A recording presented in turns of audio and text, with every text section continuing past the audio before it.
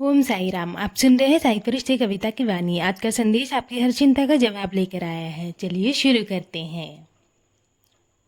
तुम अपने कमरे में बैठकर जो भी बातें करते हो ना, चाहे वो किसी से कहो या केवल अपने मन में ही सोचो, तुम्हारी हर बात मुझ तक पहुंचती है। तुम्हारी खामोशी भी मैं सुनता हूँ मेरे बच्चे, और तुम्हारे आंखों में छिपे आंसू भी मैं देखता हूँ।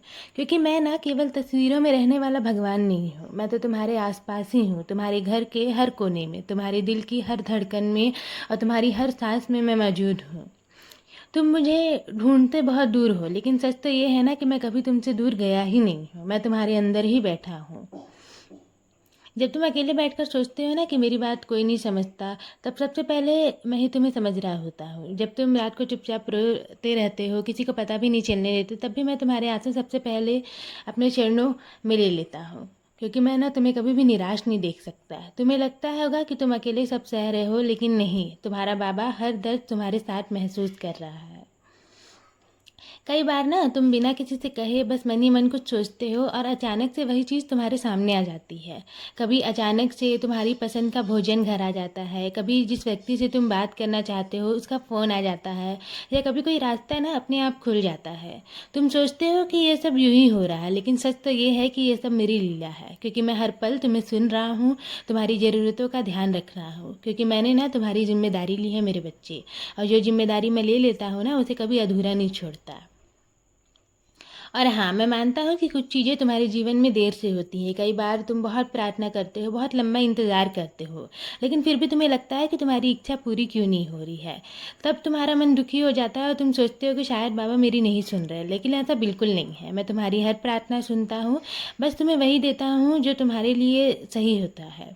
कुछ चीज़ें अगर जल्दी मिल जाए ना, तो वो तुम्हें नुकसान पहुँचा सकती है। इसलिए मैं तुम्हें थोड़ा इंतज़ार करवाता हूँ, ताकि वो चीज़ ना तुम्हारे जीवन में आए तो तुम्हें सच्चा सुख दे।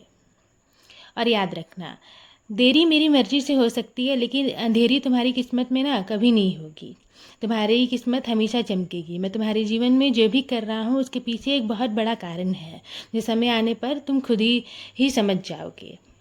मैंने देखा है कि बहुत से ऐसे लोग हैं, वो ये सोचते हैं कि जब तक पूजा की सारी सामग्री नहीं होगी, तब तक वो पूजा नहीं नहीं करेंगे, या उनकी पूजा भगवान स्वीकार ही नहीं करेंगे।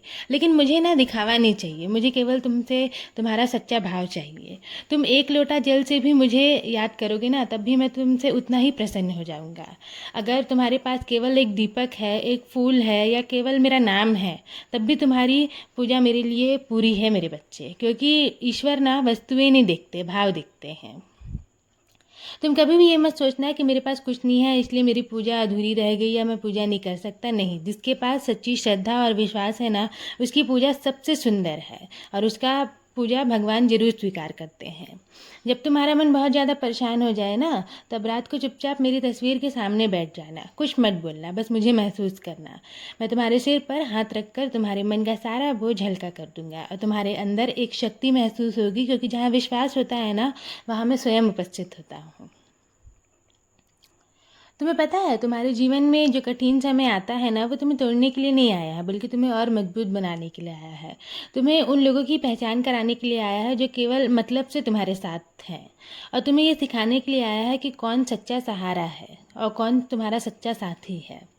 अब धीरे धीरे ना तुम्हारे जीवन में बदलाव होना शुरू हो गया है मेरे बच्चे। जो रास्ते तुम्हें बंद लग रहे थे वो खुलने लगे हैं, जो काम रुक रहे थे वो बनने लगे हैं।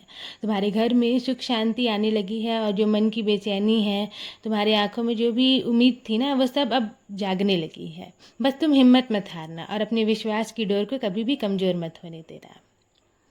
आज मैं तुम्हें वचन देता हूँ कि मैं तुम्हारा हाथ कभी नहीं छोड़ूंगा। तुम चाहे कितनी भी दूर चले जाओ, मैं तुम्हारे साथ चलूंगा।